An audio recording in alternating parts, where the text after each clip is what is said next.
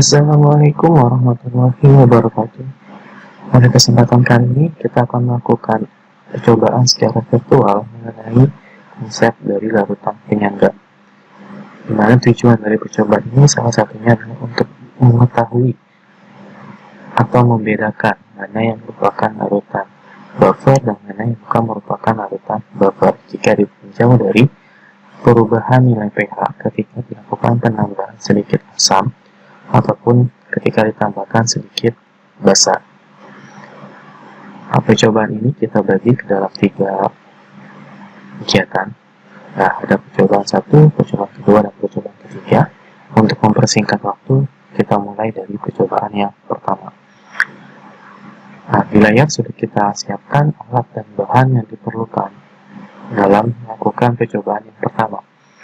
Kita menggunakan pipet ukur yang berukuran 25 ml.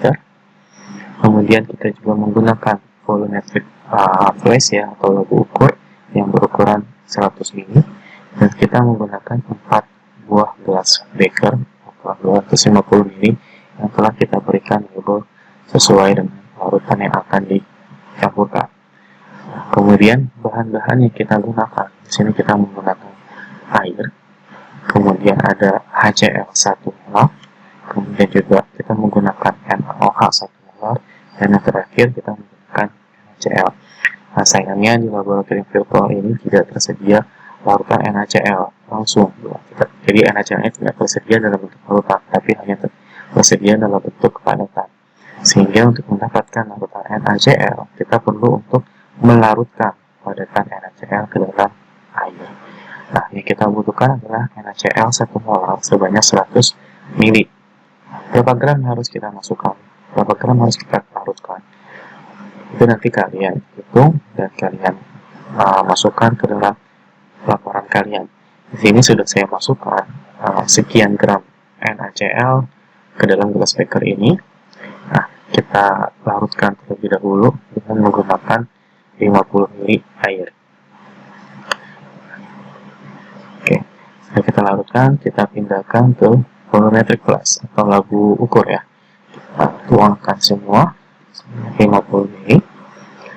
Oke, kenapa sih nggak langsung di gelas bekernya aja? Kenapa harus menggunakan labu ukur? Ya, sebenarnya untuk menjaga keakuratan konsentrasi NaCl yang kita buat. Karena tingkat keakuratan antara gelas beker dengan labu ukur itu lebih tinggi labu ukur. Makanya saya menggunakan labu ukur. Oke, lalu kita tambahkan lagi air sebanyak 50 ml sehingga kita bisa mendapatkan larutan NaCl 1 molar sebanyak 100 ml.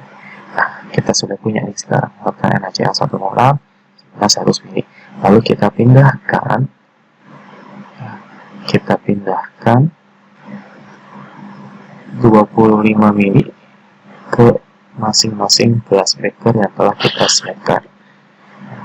Kita pindahkan, kita ambil 25 ml juga,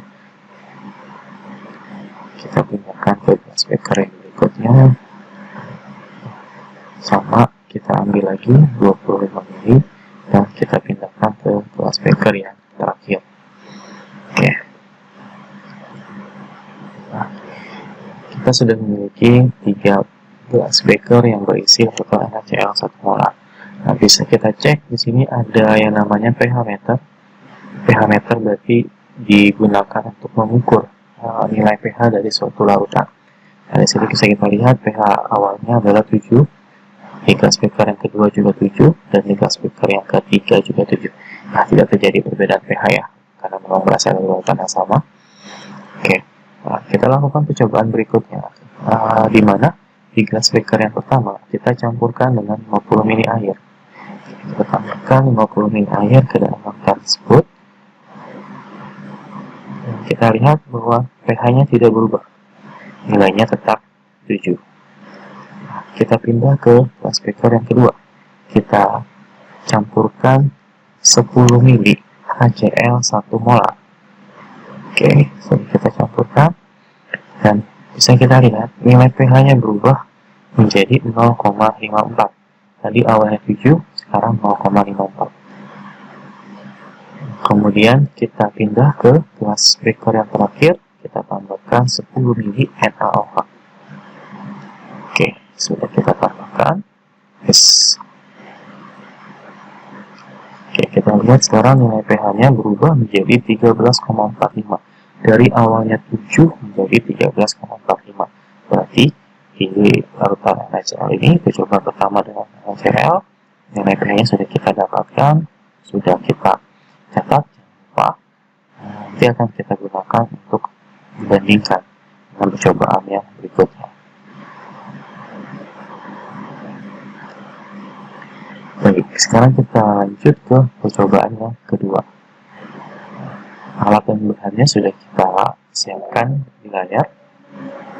Kita menggunakan pipet ukur berukuran 25 mili dan 4 gelas beker berukuran 250 mili yang sudah kita berikan label sesuai dengan perlakuan yang akan kita lakukan nantinya, sehingga data yang kita dapatkan tidak tertukar. Oke, bahan yang kita gunakan ada air, ada HCl 1 molar, ada NaOH 1 molar, 1 molar si NaCl3COO, atau lebih gampangnya disebutnya C3CONI. Kemudian ada larutan 1 molar C3COH. Nah, larutan A ini adalah larutan yang kita dapatkan dengan mencampurkan si CH3COH dan C3COONA. Ini kita tuangkan dulu 50 mili CH3COH, dan kemudian baru kita campurkan dengan CH3CONA juga sebanyak 50 mili. Oke. Setelah kita campurkan, berarti kita sudah memiliki larutan A 100 mili ya, sebenarnya 100 mili. Kita ambil 25 mili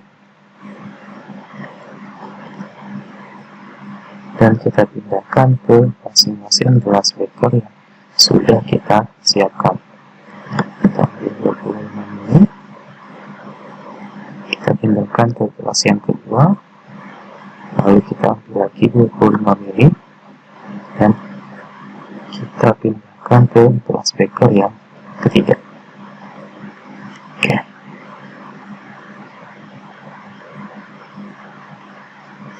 Oke, mari kita cek pH awalnya. Ini bernilai 4,76, ini 4,76, ini 4,76. Berarti semua kondisi awalnya pH-nya sama, yaitu 4,76. Nah, di gas beker yang pertama kita tambahkan air sebanyak 50 ml. Oke, kita lihat pH-nya tetap 4,76, tidak berubah. Penambahan air tidak mengubah pH dari si larutan A. Kemudian gas beker yang kedua, kita tambahkan HCl sebanyak 10 ml. HCl yang digunakan juga sama seperti percobaan 1, yaitu yang memiliki konsentrasi 1 molar. Kita lihat pH-nya berubah menjadi 3,8, dari 4,76 menjadi 3,8. Kemudian pada gas beker yang ketiga, kita tambahkan sebanyak 10 ml larutan NaOH 1 molar. Kita lihat pH-nya berubah menjadi 5,71, dari awalnya 4,76 berubah menjadi 5,71. Terjadi perubahan pH juga sama seperti percobaan yang pertama. Nanti kita bandingkan percobaan 1 dengan percobaan kedua dan percobaan yang ketiga. Oke, jangan lupa datanya untuk dicatat dan dimasukkan ke dalam tabel pengamatan. Nah, sekarang kita pindah ke percobaan yang ketiga. Alat yang digunakan masih sama seperti percobaan yang kedua. Ada pipet ukur 25 ml dan 4 buah gelas beker berukuran 250 ml, dan telah kita berikan label sesuai dengan perlakuan yang akan kita lakukan. Nah, bahan yang kita gunakan masih ada beberapa yang sama, ada air, HCl 1 molar, NaOH 1 molar. Namun di sini kita menggunakan 1 molar NO3 dan 1 molar NH4Cl. Karena larutan B ini adalah larutan yang didapatkan dengan mencampurkan NH3 dengan NH4Cl dengan komposisi yang sama, 50 ml dan 50 ml. Oke, sekarang kita campurkan 50 ml NH3, kemudian ini kita tambahkan 50 ml NH4Cl. Jadi kita sudah mendapatkan larutan B yang memiliki pH 9,25. Ini adalah kondisi awal dari larutan B. Seperti sebelumnya, kita ambil 25 ml dan kita pindahkan ke dalam gelas beker yang telah kita siapkan. Oke, kita ambil lagi 25 ml. Sini kita tambahkan 25 ml. 25 ml. Kita pindahkan ke sini juga 25 ml. Ya. Oke, kita lanjut. Kita lihat pH-nya. Di sini bernilai 9,25. Ini juga 9,25. Ini juga 9,25. Berarti ketiga larutan ini memiliki pH awal yang sama. Lalu kita tambahkan 50 ml air ke gelas kimia yang pertama. Kita lihat pH-nya tetap 9,25, tidak terjadi perubahan pH. Kemudian di gelas beker yang kedua kita tambahkan 25 ml, 10 ml. Oke. Tambahkan 10 ml HCl1 molar. Dan kita dapatkan pH-nya adalah sebesar 8,23 ya. 8,23. Kemudian sekarang kita masukkan NaOH sebanyak 10 ml ke gelas beker yang ketiga. Nah, kita lihat pH-nya berubah menjadi 10,20. Nah, silakan jangan lupa dicatat perubahan pH dari pH awal ke pH akhir dari percobaan 1, percobaan 2, dan percobaan 3. Dari data-data yang kita dapatkan dari praktikum ini, maka kita bandingkan mana yang merupakan larutan buffer, mana yang bukan merupakan larutan non-buffer. Nah, dari larutan buffer, mana yang merupakan buffer asam dan mana yang merupakan buffer basa. Kita sudah mempelajari di pertemuan sebelumnya apa itu larutan buffer. Nah, sehingga seharusnya kalian sudah bisa membedakan mana yang merupakan larutan non-buffer dan mana yang merupakan larutan buffer. Oke, sekian dari saya untuk percobaan kali ini. Silakan kalian bekerja untuk membuat laporan praktikumnya. Tolong buat analisis mungkin, sebaik mungkin, dan seserius mungkin. Jangan menyalin laporan dari teman yang lain. Baik, sekian dari saya. Wassalamualaikum warahmatullahi wabarakatuh.